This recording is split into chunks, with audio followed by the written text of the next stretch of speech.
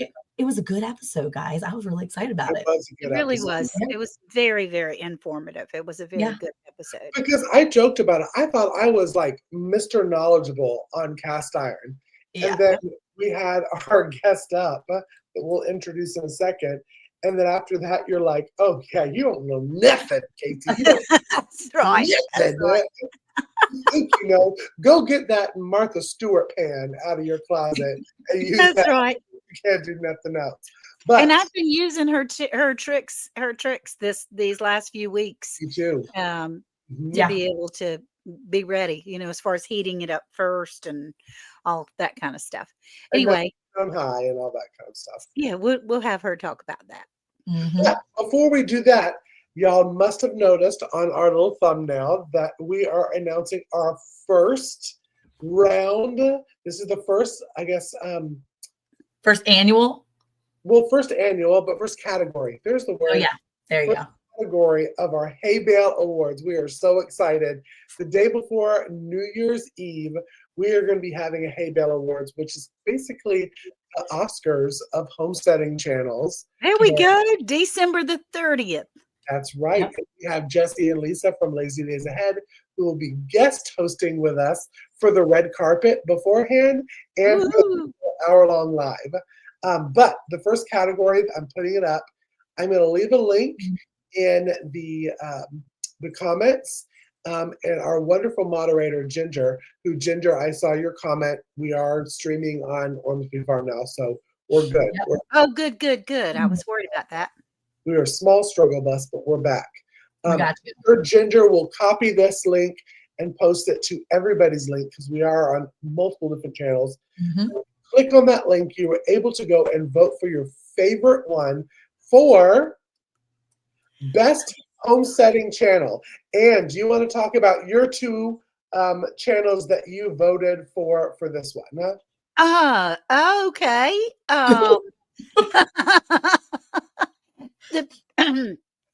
Y'all, this was a little tough because we all have our favorites and we all have people that we watch all the time. We were trying to get everyone to branch out a little bit. And two of my favorite best homesteading channels under 100 subs, that was the kicker. It had to be under 100 subs, is Black's Tropical Homestead, my friend and pal Cherie and Bobby, and Life on Morrow Hill. They're from Texas, and that little gal works herself to pieces every single day. So those are a couple of them that I picked. And I was really excited because I threw in Yogi Hollow Farm. Oh, it's Lisa over at Yogi Hollow Farm, and Milk and Honey Heritage Farms with a Z. Yes. As my two that I was throwing in there. Monica? Okay, so I chose Mountain Maple Ranch, and then I can't remember the other channel name. It was really good. It was Gibson Branch. There you go, Gibson Branch. I couldn't remember. I was like, I know what I was watching, but I can't remember what the name of the actual. So there you go, Gibson Branch. Both of them are really great channels. You should definitely check them out. Yeah. And then Jesse and Lisa voted for MB Heritage Farm and MT Homestead. So now in the chat, and Ginger, if you see it, if you would, please copy and paste. But this is the link. If you go over and you click on that, you'll be able to vote. You can vote all the way until next Tuesday for this one. Next Tuesday, we will be announcing the best channel for new gardeners under 100,000. So that's right. And so, yes, and it's important that you vote, because you are the ones that are going to decide best homesteading channel under 100 subs. And we will go to 3 channels, and the 3 channels will then go to our live December 30th to win our coveted, I think, Hay Bale Awards that will be shipped out to you. So, all that being said, you have a week now. Yay! A week to go visit. Before we go ahead and say hello to everyone, let me bring up my twinsy first because what? Yes. I was going to say, when you go to vote, make sure you check out these channels if you haven't yet. Go and watch a few of them and see, because even like it was hard for me because I didn't want to overlap what they were doing. That's why when he said Gibson Branch, it was really hard for me because I was looking at channels that I had kind of watched on the side. Yeah. And there's a lot of really big channels that I watch, but some of the smaller channels that I watch, I was like, let me go find them and find some of the channels that I've seen and that I've stumbled on that I was like, man, this is a really good channel. That's right. Under 100 subs, 100K subs. And it's hard sometimes when you see the same people, but you also want to vote for people in good categories too. So make sure you take a look. Yeah, at the Life on Morrow Farm, Brienne that runs that, she doesn't know me at all, but I watch her channel all the time. So I just thought it would be fun. Everybody can learn and reach out and find some new friends. And there are Absolutely. people in the chat that are saying they want to go and watch their channels a little bit first, and Yeah. before they vote. I get it. That'll be great. And if you show up in their channels and if you showed up on their channels, make sure you let them know that Round the Hay Bale sent you, that we sent you over as a group, Round the Hay Bale, and maybe they'll come and see us because they may not know all of us as a group. And so that would be really cool to see. Absolutely. Go watch them and see, because you may find a channel that you will fall in love with. That's right. That's right. Oh, you've been voting all day, Ann Philbeck. Nice. Okay, so we have someone. Go ahead. There she is. Yay! She needs no introduction. We all know her. With Lady Boots, Kacy from Boots and Hello. Bounty Homestead. How are Thank y'all? you for being here. Doing good. How about Good. yourself? We're good. Now, let me say, before we say hello to all of our fabulous friends, because we have tons that I have starred to pull up. Yes, Miss Dallas. If you have not listened to the episode, go and check it out. It's on our YouTube channel. It is truly a wonderful episode. It if is. you are an owner of cast iron, you need to be a good owner of cast iron. Don't just buy cast iron because it's something popular that you see on YouTube, and all of your favorite homesteaders have cast iron, but you don't know how to take care of it. Make sure you know how to take care of it.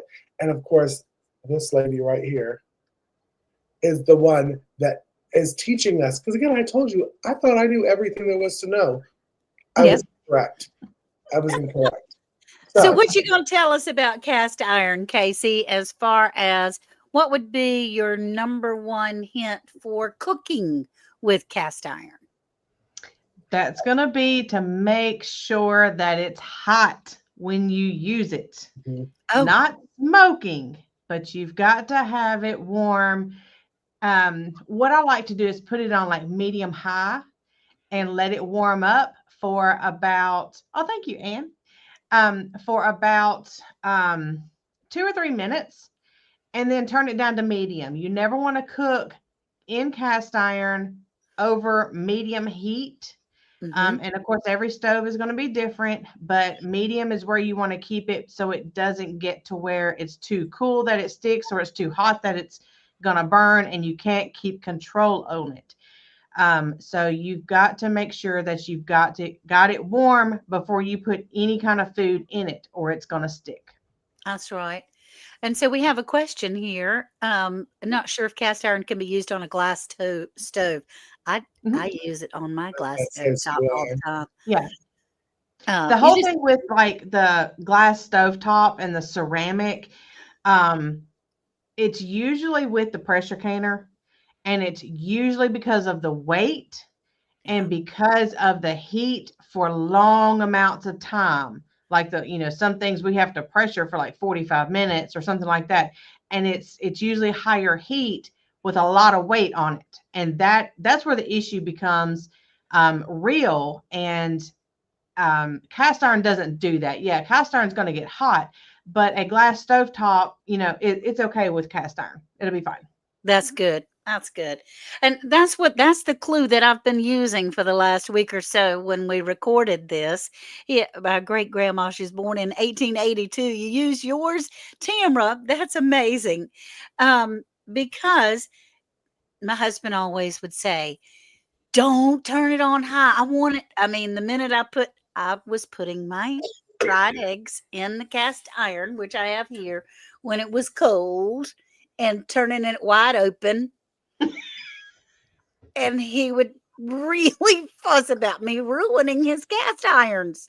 because for one, I said, well, I put a little oil in the bottom of it. And he went, So warming it, then putting your egg in there, and you Yes. don't have to have it sun hot, like hot as the sun.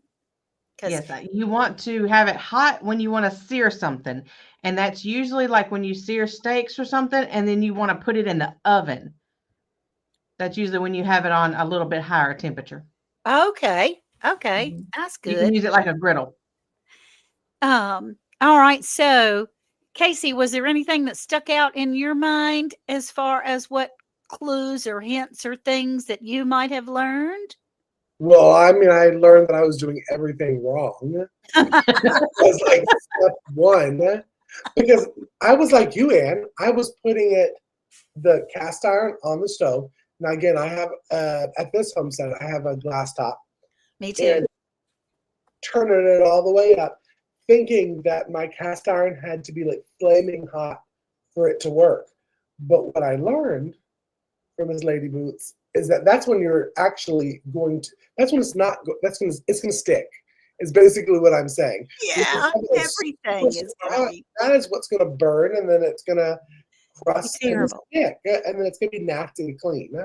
But I Yeah. also learned that it's not to yell at your family members when they use soap cleaning iron, because it's, even though Kacy said you shouldn't have to. If it's seasoned well, you shouldn't have to use it. So that's why I say, listen to this episode, because you're going to pull all of your cast iron out and be like, I need to re-season all of my cast iron right this second. Oh my goodness. Do it. Yeah. Mark, what about you? What did you learn?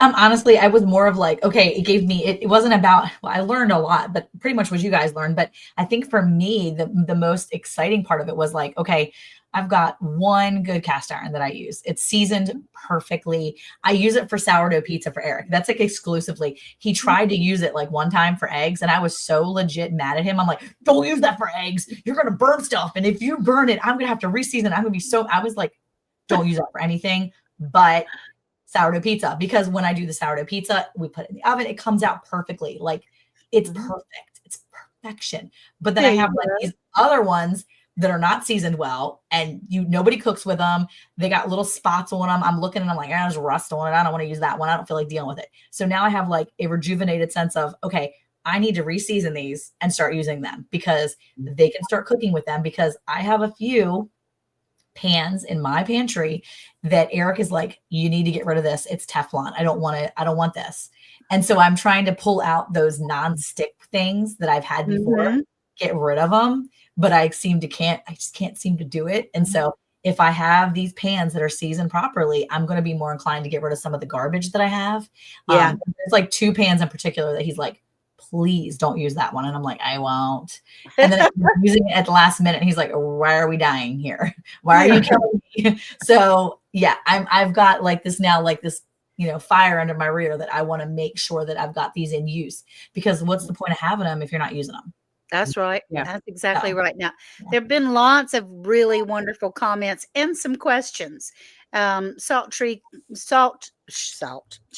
Tree Cook. I'm sorry, James. I'm really sorry. Shade Tree Cook said salt and a potato works great for cleaning. And there are others that are coming up as far as questions in the chat too. Kacy, Mrs. Boots Kacy. Every time you come, the questions just roll like butter. I mean, everybody's so interested in learning what you know, and it's wonderful. Thank you. Thank you for being here. So how do you suggest that cast iron is cleaned? Okay. Well, it depends on what's on it. Okay. If I'm doing, Ann? Is this the one that you just asked, Kacy? Or is this No. It was about cleaning. About there's other questions, but yeah, you can just talk about hold on for that one, Penny. 1 second. About cleaning. Now you can buy your skillets nowadays, and they're going to come pre-seasoned. Well, that pre-seasoned isn't the seasoned skillet like we are talking about making it nonstick, because you can start using that skillet right now and it's probably still going to stick because it just has a get started coating on it. Uh-huh. And you really need to learn how to actually use it correctly. As far as cleaning it, you don't want to submerge it in water and leave it, because water on metal creates rust. And that's Okay. what's going to happen is your pans are going to start rusting. Okay. You can fix them once they get to that point, but you're going to have to start the process all over again of seasoning. And I explained kind of how to do that in yesterday's podcast and video, where we talked about, how to go through all the steps of doing that. It's really easy.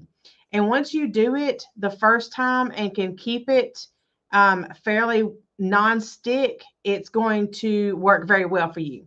That's awesome. As far as cleaning it, like I said, it depends on what's on it. So if you have it really well seasoned, you should just be able to wipe it off if it's something that is dry. Like I showed an example. Yes, I showed an example in the video that we did yesterday, where I just had scrambled eggs in mine and I took a paper towel and I just wiped them off. And it's ready to use for the next day. You can wash anything off that is just with hot water. If it's kind of greasy, just wash it off with hot water. Just wipe it down with a paper towel so you can get the water off of it and it doesn't rust. And yeah, if you start to cook with it like a one skillet kind of dish, kind of like a casserole kind of dish, you can still use your cast iron for that, but it's going to have like that creamy sauce that's going to get stuck to it. Right. And if you don't wash it off immediately, you might have to let it soak for about 5 minutes in some hot water. You can rinse it off, scrub it. You can use stainless steel, not stainless steel, the yes, the wool thing. Steel wool. Steel wool. Steel wool. You can use steel wool on it. Just don't do it too much because you'll pull the seasoning off of it. Gotcha. And you can wash it with soap. If you have to wash it with dish soap, you can.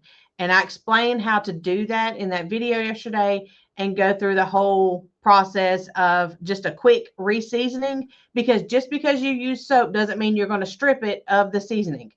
You just need to do one, like a little partial step just to get it back to where it was. And you can go right back in to using it. That sounds great. Now, two Doves, Bees, and Gardens said that we have some from our grandmother. They're pretty picky about the brands that we use. Yes. Is there anything that you should not use cast iron for? Flower pots. That's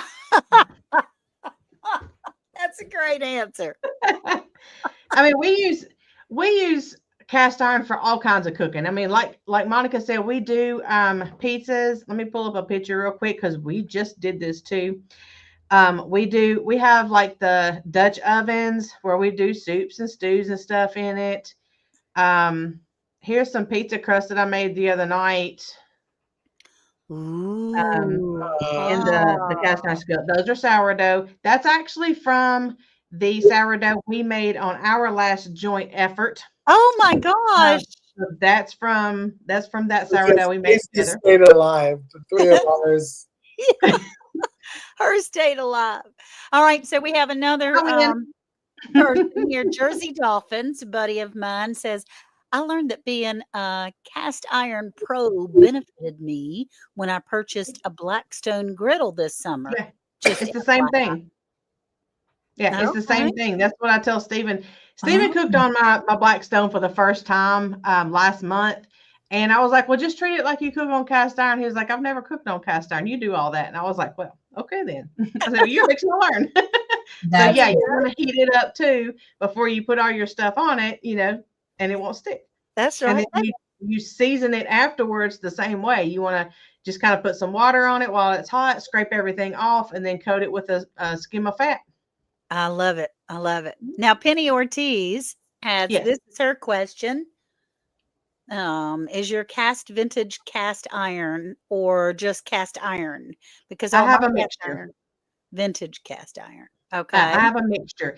Yes, if you start going down the rabbit hole of the different kinds of cast iron, you will learn. There's like a point that it came to in the timeline, 19 around when everything else changed between the 60s, 70s, 80s. During that, between I guess about the 50s to the 80s, some started changing in there. Some changed before others, some changed after others. 1970s, that's about the midpoint. So 50s to the 80s, Okay. things started changing. They started using different materials. They tried to make more, make it cheaper, and all Of that, course. just like everything else. And so you will learn once you start looking through all of that there are different brands that are better to use than others. Sometimes even the like Lodge, or what's the other big one? I can't think of it right now. There's another big one. A lot of them you even have to watch. So I have an Emerald Lagasse, which is not my favorite. It's just a name. But Yeah. I have an Emerald Lagasse pan, a cast iron skillet, and it's not my favorite. And yesterday on that video, I showed where that's the one that's real bumpy. And I said you could take a sander and buff it down to make it smooth. Gotcha. You can do that. Okay. Um, All right. Okay. And Nyla C says, I always wash my cast iron. That's what my mama did. However, I do dry it on the stove and yeah, then oil it. yeah, And, correct. you know, and I understand that you do. Uh, Yeah, and with or without soap, it doesn't really matter. But yeah, I usually rinse everything off except the one pan I do scramble eggs in every single morning.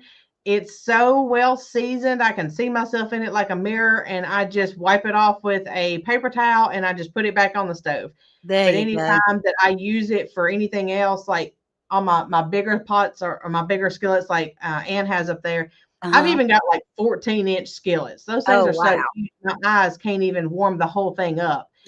Um, but the bigger ones like that, I usually just rinse off because I'm cooking meats and vegetables and some kind of sauce or something in there with it. Mm-hmm. And so I usually have to wash those. And then, yes, I explain how you put it on the stove, warm it up, and rub it down with some kind of fat. That's awesome. Mrs. Lazy Days Ahead, Lisa, said she cooks Jesse's eggs every day in a cast iron pan too, in bacon grease, which, Yep, that sounds that's the wonderful. fat. That's good. And then, And I do want to point out one thing that we were talking about earlier about what not to cook in cast iron. Not necessarily a particular item, but be aware when you use cast iron all the time about your teeth. You can start showing signs of too much iron being passed through your mouth. And as well as people with hemochromatosis, which Stephen he has one gene that can mutate to two genes, which then will be full-blown hemochromatosis. And that's where you just have your body keeps too much iron. And so what oh, you have to do to treat it is you have to go give blood to get rid of the iron because iron is attached to the red blood cells. oh So my you have to goodness. give iron to get rid of it. And so with using cast iron, it is iron and it will put iron in your food. And so I have to watch that. So I don't cook like, every day, all day long with it. I have some different like metals that I like, Uh-huh.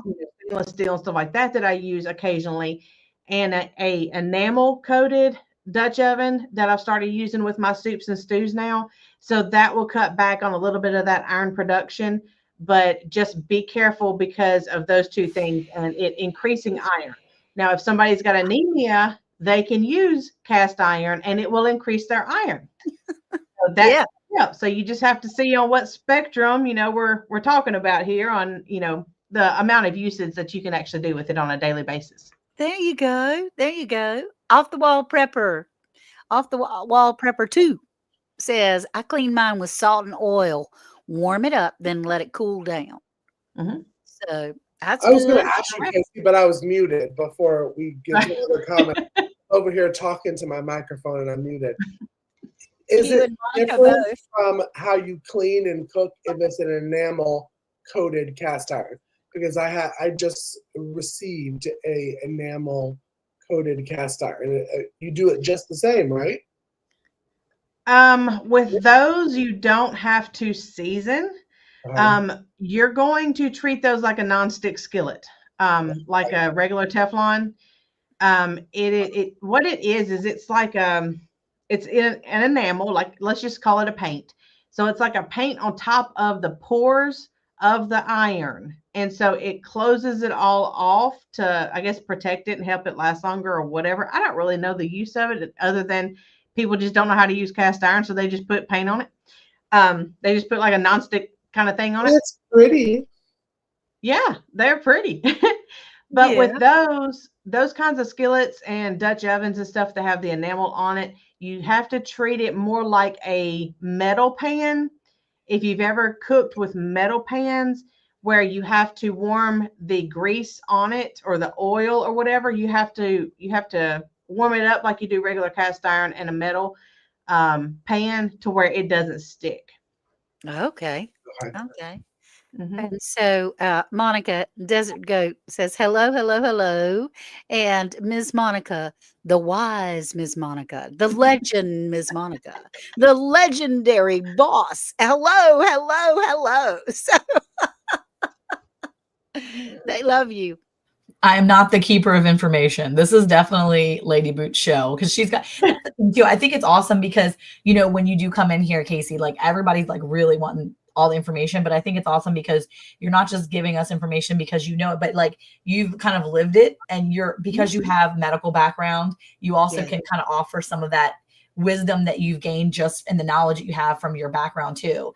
Nursing background really helps come into a lot of the things, especially when you're talking about sourdough, when you're talking about this. I mean, I really think that's one of the reasons why you are so knowledgeable in this area. And I think that's one of the reasons too why Eric, he couldn't stop talking about the episode on the live. He didn't even listen to the episode. He listened to the live.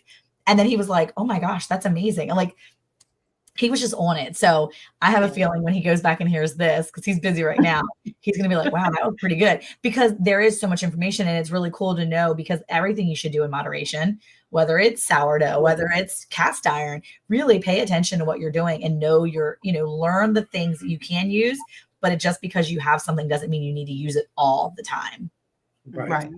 Well, it's just like the seasons, we have seasonal food, we have seasonal weather, stuff like that. It's all in moderation where it all comes into play in its own rotation.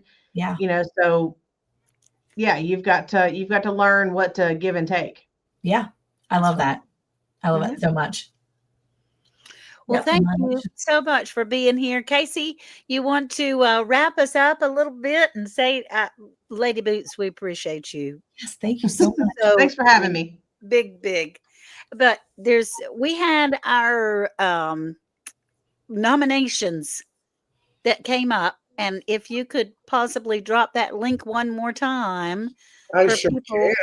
And again, for those that are just popping in, we are doing a Hay Bale Award, which basically is the Grammys of homesteading YouTube channels. And our first category is Best Homesteading Channel under 100,000 subs. These are our nominees, the 8 that you can be voting on. And what we're waiting for you to do is vote for your top 3, which will be announced in December. I'm going to go ahead and drop the link again and have our wonderful moderators. Lazy Days Ahead is doing that, and Not for Nothing Homestead. You have a full week until Tuesday of next week to vote so that we have our top 3. And then next week we'll be talking about a different category. We have. Yeah. So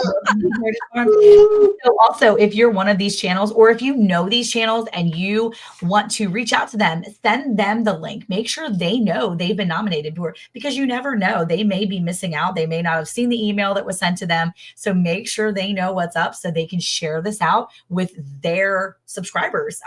Because obviously, there's a lot of subscribers that want to take the chance and vote, people that may not know us, but maybe will come over and see what we're doing and want to give their some of their favorites a good vote. So yeah, absolutely. Share this out, guys. That's right. Thank you. And Boots and Bounty. Thanks for stopping in. Boots and Bounty Homestead. You definitely need to go and check out our guest as well for tonight. Boots and Bounty Homestead with Lady Boots. The woman. There's a lot of new faces in here. I know some of them, but there's a lot of new faces in here. Since we stopped doing a whole lot of lives and stuff like that, I miss that connection that we used to have with those lives and stuff. And so, yeah, a lot of people that don't know me, my channel is Boots and Bounty Homestead. That's right. That's right. You definitely need to go check her out. She's amazing. Her and her husband are awesome people, and she's got so much information on there. I've got lots of her videos favorited in my YouTube back channel, like in the, like the private where you go to your like saved watch for laters. I have like a whole playlist of things that I go to. And I think I have like 3 or 4 of Kacy's videos in there as my rewatch. And even Eric said the other day, we need to make some of that egg drop soup that Kacy makes from Boots and Bounty. So you're going to need to go rewatch that. And I promise you, my kids probably could like say her word for word of how she explains it, because I have listened to it so many times. I forgot about that. I'm probably about 2,000 of those views on that video. I think you and Eric also, because I've saved a lot of Kacy's videos of learning to line dance. And when Kacy and her husband used to go live, they used to go live when they went line dancing, and they would do a big live and set up their cameras. And I would literally be in my house, solo dolo, by myself, jamming out with Kacy and Steven. Yes. So yes, I have a lot of line dancing videos. I have a whole playlist of line dancing videos. That's all Boots and a whole lot of Bounty. Right. Yeah. Okay, everybody. Thank you so much for being here tonight. We appreciate you. And for more information, make sure you go to Round the Hay Bale channel. This link should be put on there as well, Round the Hay Bale channel. And that as far as voting. But you can watch the podcast that came out yesterday on Round the Hay Bale. This is voting. I'm talking with my hands here and y'all can't even see me, but it's the best homesteading channels under 100,000 that were just nominated. I mean, we just threw some things out there because we all have our strengths. And these are just a few of them. So please go in and vote, because we need you to decide the top 3 for next Tuesday.